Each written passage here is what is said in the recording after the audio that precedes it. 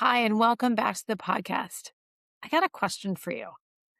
What if your marriage, what if your relationship isn't the problem?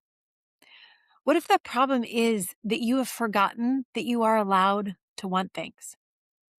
Stay with me. This might seem like, duh, right, Nikki? I know how to want things. I want things all the time. I want a coffee. I want some lunch. I want a new house. I want a new vacation, right? But what I'm talking about is that women oftentimes do not know how to want things, validate their wanting, honor their wanting without feeling guilt and shame about it. Because the thing is, women are conditioned from early on to focus outside, focus on the marriage, on the partner, on the kids, on the other people, on caregiving, on their job, on their career, on their friends, right? Always outward. And then there's this sort of stereotype that a good mom is a selfless mom, right? She doesn't have needs. She doesn't need anything. She doesn't want anything. A good wife, right, doesn't need too much. This is BS. Let's just call it for what it is. It's ridiculous. And it's a notion, it's a conditioning, it's a belief system that has been woven into our culture, right? And we've bought into it. We've all bought into it. And so we're not going to blame, we're not going to get angry about it. But I do want to talk about it because when we don't allow ourselves to want things without guilt and shame and kind of icky feelings, what we're really doing is we're disconnecting from ourselves, from our needs, from our desires. And when we look at midlife, right, this period of time where we actually are invited, it's a real invitation to ask, what do I want? Right? Because the external roles are changing. Maybe the kids are getting older. Maybe you've had a relationship transition. Maybe you're caregiving for different people now. Like midlife becomes this point where you have a new chance to look and realize the way that I was structuring my life, taking care of everyone, handling those things, they don't need it anymore. Our kids grow up, right? They need us in different ways. But midlife can really become this opportunity to ask ourselves, what do we want? What do I want? And here's the thing. A lot of women that I talk to, and I can put my hand up for this, I didn't even know. I had disconnected so hard that I didn't even know what I wanted. I knew what everybody else wanted, and I kind of made that what I wanted, but I didn't really know. And here's the thing.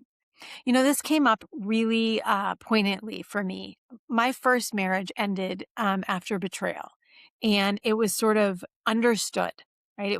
Everyone knew why I got divorced, right? It had to happen. When I left the other relationship, people didn't see it exactly the same way, right? And he wasn't necessarily a nice guy, but I have friends who are married to nice guys, but they're not happy. They're not happy in their marriages. They have been disconnected for so long. There's no passion. There's just sort of day in and day out the same thing. There's no connection. There's no vibrancy. There's no fun left. And listen, this is not a commentary on marriage because we all have to do our work on marriage. But it is important to say that oftentimes when we're married to a nice guy and when life is good enough, it feels really hard to leave it, right? There's no social permission slip for leaving a good enough marriage.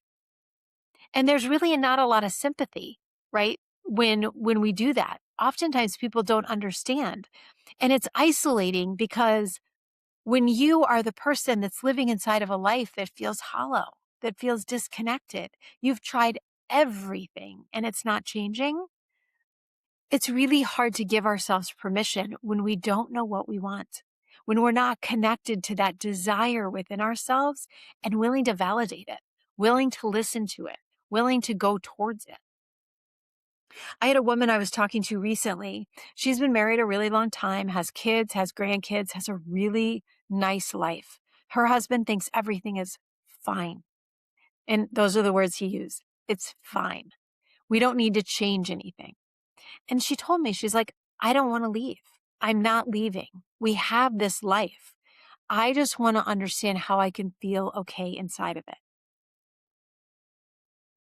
And I want to be really clear here. This is not a referendum on her choice. She gets to decide what she's going to do. And I'm not here to tell her to stay or to go. But what I was there to do is to help her look at, well, what are actually the options? Because sometimes we're not giving ourselves the full scope and the full perspective of what's available to us. And sometimes we do want to just learn to live within a life that so we can feel okay. And other times we're like, I'm sick of feeling okay. I want all of it. I want the full enchilada, right? So everybody is different, but it all starts in the same place, is that it's not a problem with the other person necessarily. It's not a problem with the marriage. The problem really, it comes from years of quietly denying our own needs, denying our truth, ignoring the messages and the desires and the urges and the needs that we have inside of us so long, right? That we lose any sense of a thread of who we are underneath all the roles, underneath all the imagery, underneath all of the outside accoutrements, if you will. And we have to really challenge this either or lie, because staying and reclaiming yourself were never actual opposites. And she just never knew that there was another option to consider. And that is the question that I think we're here in midlife to ask is there another option that I don't know about? Because the either or, it's always a lie. There's always more choice available. And so we have to really start to unpack, well, what are the belief systems at play? For this woman, when we were having the conversation, part of it was, this is just what marriage is after 25, 30 years. And there was a lot of feeling like she was ungrateful for wanting more. And if nothing's technically wrong, you don't get to want it to be different. You just have to learn to live within it. So what we did is really start to look at, well, are these even true? You have to ask yourself, are these true statements? Or are they just unexamined beliefs that we've been inherited, beliefs that we've never questioned, beliefs that we have just been handed to us and we've sort of said, oh, okay. But we have to be willing to sort of notice, be honest about what we're feeling. And it helps to do this in community, in dialogue with somebody else, because it's really hard to hear our own beliefs, right? When we're kind of on our own. And it helps. That's why coaching, therapy, being with other people in community, support groups, it helps because you can hear your own story in other people, or you have people listening and reflecting it back to you so that you can start to really examine these unexamined beliefs that we have. And the first step that we have to do is willing to be curious, right? Curious before action. We have to get used to just noticing, becoming a little bit more curious about what's true and what's not true, right? We don't want to have to get stuck in I have to either leave or fix it, because either of those feel like really bad sometimes. So we just want to notice, what do I like? What don't I like? What do I want? What don't I want? Right? What's working? What isn't working? What do I want more of? What do I want less of? But there's no obligation to act on any of that. It's just being curious. And that's what midlife offers us, is a permission slip to start to get curious, to start to nose around a little bit and figure out without having to change everything. That's where crisis comes in. So many people that come to me and I talk to who are on the other side of the crisis, whether it's illness, whether it's divorce, whether it's betrayal, infidelity, blowing their life up.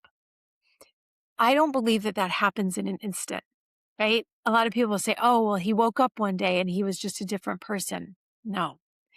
The midlife crisis comes, it's like death by 1,000 paper cuts, because it's a constant, steady disregard for what is true for you.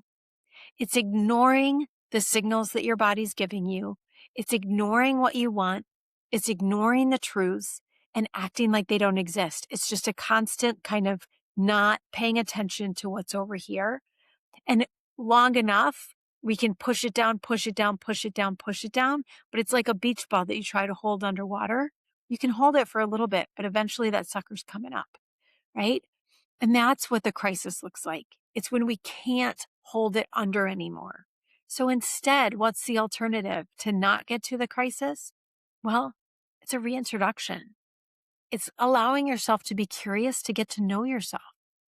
We change, our taste buds change every 7 years. So we don't think that we change. I was just having this conversation with friends today.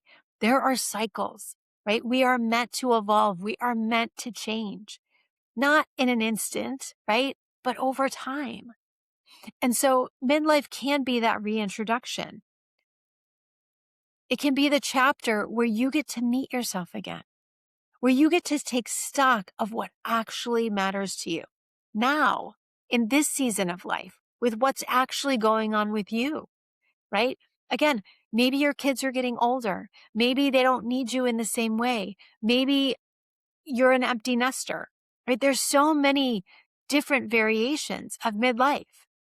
And even when you move from like the littles into the adolescence, right? It's constantly shifting, and we have to be willing to take stock of what matters, letting other people take care of themselves, age appropriate, of course, but starting to actually take care of you. Somebody said recently to me that you can spend years getting healthy or you can spend years in unhealth. And to me, that is the place that this woman came and we had this conversation. That's the place of when we are stuck in a marriage or a relationship that isn't working, that we won't get ourselves out of because we've gotten stuck in the unhealth. And our first step is to become curious, to just start to notice, what do I even want? What do I like? What do I want to do? To start speaking up about little things that you need, allowing yourself to have needs and have wants and have desires and get them. Allow yourself to receive them, right? It might be somebody bring, are we having burgers tonight? No, I really wanted some salmon. Then have some salmon, right? It's like a silly example. But so often we just default to what everybody else wants, to be convenient, to be compliant, to make it easy. But you're not here just to make everything easy. You're here to live a full, vibrant life. And I can assure you, as a 50 plus, I'm 50, but having reached this point, stepping into midlife, I feel more alive today because of the choices that I'm allowing myself. I know myself well enough now, and I trust myself to be okay no matter what happens. I have lived through the ups and the downs, the highs and the lows, and I know that I can weather any storm. And with that comes confidence. And with that confidence lets me open my heart to new experiences, new people, new adventures, new passions, new desires. So many new experiences. And to me, that is what midlife is supposed to look like. It's supposed to be filled with health and vibrancy. And it's not all that. There's still lows. But when we know that we can navigate those things, and we do it because we know ourselves, we've been willing to take stock, to get to know the good parts, the bad parts, and to accept all of it, to find love and grace for each part of us, and to move forward, letting go of the roles and the expectations that were handed to us and start to choose for ourselves. This is the adventure of midlife. This is the reintroduction. And so I just wanted to offer, right, that you don't have to leave any part of your life to come back home to yourself. You can choose that today. And we come back home by listening, by being there, by being present, noticing, getting curious, and starting to slowly, over time, act on the things that we actually want, on our truth, to be willing to be vulnerable with safe people, being willing to open ourselves up more to new ideas, to new adventures. And when we're able to do that, life brightens up. It gets a lot brighter and more colorful. And if you're wanting to get curious about life, if you're wanting to start exploring things in a different way and you want support in that, I want you to join the waitlist for Within. It's going to be starting in the fall.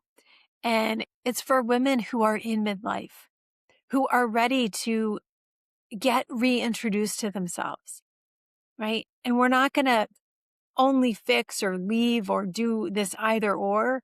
We're going to start to look at what are all the options so that you can choose what the next season of your life is going to look like. It's a community of women who come together to learn from one another, to grow, to be reintroduced to themselves, to get to know themselves and to choose what's next in this next season of life. One that is full of confidence and self-trust and vibrancy and new adventure and love and freedom and liberation. That's what midlife is. That is what we're invited here to do. It does not have to be a crisis, but we do that by really taking stock and taking really good care of ourselves. So if that sounds good to you and you're curious, please get on the wait list to Within. And I'm curious, what resonated? Is there something that we talked about today that really resonated with you? I'd love to hear from you. Email me. There is a link in the show notes. I'd love to know what you're thinking about. What's coming up for you in midlife? What's a challenge? What would you love to have a conversation around? Let me know and we'll have the conversation here. All right, till next time. Just remember that you have choice in this life and you get to choose what the next version and the next season of the life is going to be. And I hope you choose freedom, liberation, love, and a whole lot of fun.